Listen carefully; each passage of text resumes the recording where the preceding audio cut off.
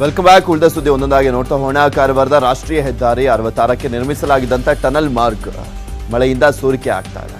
ಹೀಗಾಗಿ ಟನಲ್ ಬಂದ್ ಮಾಡಲಿಕ್ಕೆ ಸಚಿವರು ಸೂಚನೆಯನ್ನ ಕೊಟ್ಟಿದ್ದಾರೆ. ಇನ್ನು ಜಿಲ್ಲಾಧಿಕಾರಿ ಕಚೇರಿಯಲ್ಲಿ ನಡೆದಂತ ಸಭೆಯಲ್ಲಿ ಸಚಿವ ಮಂಕಾಳ್ ವೈದ್ಯ ಮತ್ತು ಶಾಸಕ ಸತೀಶ್ ಸೈಲ್ ಟನಲ್ ವಿಚಾರ ಪ್ರಸ್ತಾಪವನ್ನು ಮಾಡಿ ಐಆರ್ಬಿ ಅಧಿಕಾರಿಗಳನ್ನ ತರಾಟೆಗೆ ತೆಗೆದುಕೊಂಡಿದ್ದಾರೆ.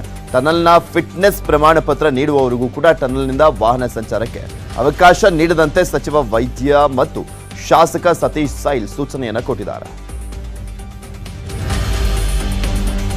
ರಾಷ್ಟ್ರ ರಾಜಧಾನಿ ದೆಹಲಿಯಲ್ಲಿ ಮಳೆ ಆರ್ಭಟ ಜೋರಾಗಿತ್ತು. ಬಿಟ್ಟು ಬಿಡದೆ ಸುರಿದಂತ ಧಾರಾಕಾರ ಮಳೆಗೆ ದೆಹಲಿಯಲ್ಲಿ ಜಲ ಪ್ರಳಯವೇ ಸೃಷ್ಟಿಯಾಗಿತ್ತು. ಮಳೆಯಿಂದ ಪ್ರಮುಖ ರಸ್ತೆಗಳು ಸಂಪೂರ್ಣವಾಗಿ ಜಲಾವೃತವಾಗಿದ್ವು. ವಾಹನ ಸವಾರರು ಪರದಾಟವನ್ನು ಮಾಡಿದ್ರು. ಇನ್ನು ಹಲವು ಮನೆಗಳಿಗೆ ಮಳೆ ನೀರು ನುಗ್ಗಿದ್ದು ನೀರನ್ನ ಹೊರಹಾಕಲಿಕ್ಕೆ ಜನರು ಸುಸ್ತಾದರು. ಇನ್ನು ಉತ್ತರ ಪ್ರದೇಶದಲ್ಲೂ ಕೂಡ ಮಳೆರಾಯ ಅಬ್ಬರಿಸ್ತಾ ಇದ್ದಾರೆ.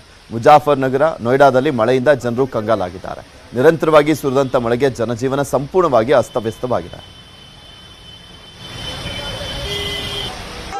ಪಶ್ಚಿಮ ಬಂಗಾಳದ ಗ್ರಾಮ ಪಂಚಾಯಿತಿ, ತಾಲೂಕು ಪಂಚಾಯಿತಿ ಹಾಗೂ ಜಿಲ್ಲಾ ಪಂಚಾಯಿತಿಗಳಿಗೆ ನಡೆದಂತ ಚುನಾವಣೆ ಹಿಂಸಾಚಾರದಲ್ಲಿ ಮುಕ್ತಾಯವಾಗಿದೆ.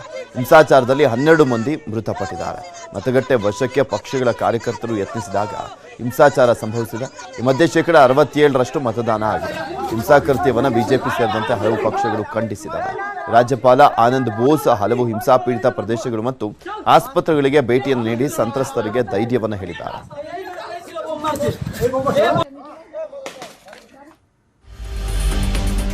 ಮಹಾರಾಷ್ಟ್ರದ ಸಿಎಂ ಏಕನಾಥ್ ಶಿಂದೆ ನೇತೃತ್ವದ ಶಿವಸೇನೆ ಬಣದ 40 ಶಾಸಕರು ಹಾಗೂ ಮಾಜಿ ಸಿಎಂ ಉದ್ಧವ್ ಠಾಕ್ರೆ ಬಣದ 14 ಶಾಸಕರಿಗೆ ಅನರ್ಹತೆ ಭೀತಿ ಎದುರಾಗಿದೆ.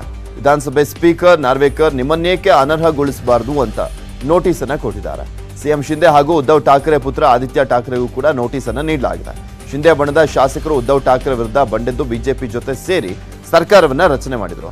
ಉದ್ಧವ್ ಬಣದಿಂದ 40 ಶಾಸಕರನ್ನ ಪಕ್ಷಾಂತರ ನಿಷೇಧ ಕಾಯ್ದೆಯಡಿ ಅನರ್ಹಗೊಳಿಸಬೇಕು ಅಂತ ಸ್ಪೀಕರ್ ಅರ್ಜಿಯನ್ನ ಸಲ್ಲಿಸಲಾಗಿತ್ತು. ಶಿಂದೆ ಬಣದಿಂದ ಉದ್ಧವ್ ಬಣದ ಶಾಸಕರನ್ನ ವಿಧಾನಸಭೆಯ ಸದಸ್ಯತ್ವದಿಂದ ಅನರ್ಹಗೊಳಿಸುವಂತೆ ಕೋರಿ ಅರ್ಜಿಯನ್ನ ಸಲ್ಲಿಸಲಾಗಿತ್ತು.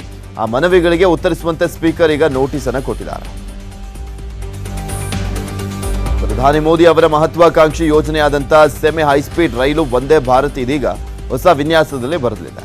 ಇನ್ನು ಮುಂದೆ ವಂದೇ ಭಾರತ್ ರೈಲು ಕೇಸರಿ ಮತ್ತು ಬೂದು ಬಣ್ಣದಲ್ಲಿ ನಿರ್ಮಾಣವಾಗಲಿದೆ. ಪ್ರಸ್ತುತ ಬಿಳಿ ಮತ್ತು ನೀಲಿ ಬಣ್ಣದ ಮಿಶ್ರಣದಲ್ಲಿ ವಂದೇ ಭಾರತ್ ರೈಲುಗಳನ್ನು ನಿರ್ಮಾಣ ಮಾಡಲಾಗ್ತಾ ಇದೆ. ಬಿಳಿ ಬಣ್ಣ ಬಹುಬೇಗ ಕೊಳೆ ಆಗೋದ್ರಿಂದ ಅದರ ನಿರ್ವಹಣೆ ದುಬಾರಿ ಆಗ್ತಾ ಇದೆ. ಹೀಗಾಗಿ ಬಿಳಿ ಬಣ್ಣದ ಬದಲು ಕೇಸರಿ ಬೂದು ಬಣ್ಣದಲ್ಲಿ ತಯಾರು ಮಾಡಲಿಕ್ಕೆ ನಿರ್ಧಾರವನ್ನು ಮಾಡಲಾಗಿದೆ. ವಂದೇ ಭಾರತ್ ರೈಲು ಉತ್ಪಾದನೆ ಆಗುವಂತ ಚೆನ್ನೈನ ಕೋಚ್ ಫ್ಯಾಕ್ಟರಿಗೆ ಭೇಟಿಯನ್ನು ನೀಡಿದಂತ ರೈಲ್ವೆ ಸಚಿವ ಅಶ್ವಿನ್ ವೈಷ್ಣವ್ ಹೊಸ ರೈಲಿನ ಚಿತ್ರಗಳನ್ನು ಹಂಚಿಕೊಂಡಿದ್ದಾರೆ. ವಲಸಿಗರ ವಿವಾದ ಇದೀಗ ನೆದರ್ಲೆಂಡ್ನಲ್ಲಿ ಸರ್ಕಾರದ ಪತನಕ್ಕೆ ಕಾರಣವಾಗಿದೆ. ಯುದ್ಧ ಹಾಗೂ ಆಂತರಿಕ ಸಂಘರ್ಷ ಪೀಡಿತ ಅರಬ್ ದೇಶಗಳಿಂದ ಬರುವಂತ ಸಂತ್ರಸ್ತ ವಲಸಿಗರನ್ನ ಭೇಟಿಯಾಗಲಿಕ್ಕೆ ಬರುವಂತ ಅವರ ಕುಟುಂಬದ ಸದಸ್ಯರಿಗೆ ಮಿತಿ ಹೇರಬೇಕು ಎಂಬ ವಿಷಯದಲ್ಲಿ ಎದ್ದಂತ ಭಿನ್ನಾಭಿಪ್ರಾಯ 4 ಪಕ್ಷಗಳ ಮೈತ್ರಿ ಸರ್ಕಾರವನ್ನ ಪತನಗೊಳಿಸಿದೆ. ನೆದರ್ಲೆಂಡ್ ಪ್ರಧಾನಿ ಮಾರ್ಕ್ ರುಟ್ಟೆ ತಮ್ಮ ಸ್ಥಾನಕ್ಕೆ ರಾಜೀನಾಮೆಯನ್ನು ಸಲ್ಲಿಸಿದ್ದಾರೆ. 1.8 ಕೋಟಿ ಜನಸಂಖ್ಯೆ ಹೊಂದಿರುವಂತ ನೆದರ್ಲೆಂಡ್ನಲ್ಲಿ ಈಗಾಗಲೇ ವಲಸಿಗರ ಸಂಖ್ಯೆ ಹೆಚ್ಚಾಗಿದೆ. ಹೀಗಾಗಿ ವಲಸಿಗರಿಗೆ ಆಶ್ರಯ ನೀಡುವ ಪ್ರಮಾಣ ಇಳಿಕೆ ಮಾಡಬೇಕು. ಜೊತೆಗೆ ಈಗಾಗಲೇ ವಲಸೆ ಬಂದಿರುವಂತವರನ್ನ ಭೇಟಿ ಮಾಡಲಿಕ್ಕೆ ಬರುವಂತ ಅವರ ಕುಟುಂಬ ಸದಸ್ಯರಿಗೆ ಮಿತಿ ಹಾಕಬೇಕು ಅನ್ನುವಂಥದ್ದು ಪಕ್ಷದ ನಿಲುವಾಗಿತ್ತು. ಈ ವಿಷಯ ಕಳೆದ 9 ತಿಂಗಳಿನಿಂದ ಆಡಳಿತಾರೂಢ ಪಕ್ಷಗಳ ನಡುವೆ ತೀವ್ರ ಚರ್ಚೆಗೆ ಕಾರಣವಾಗಿತ್ತು.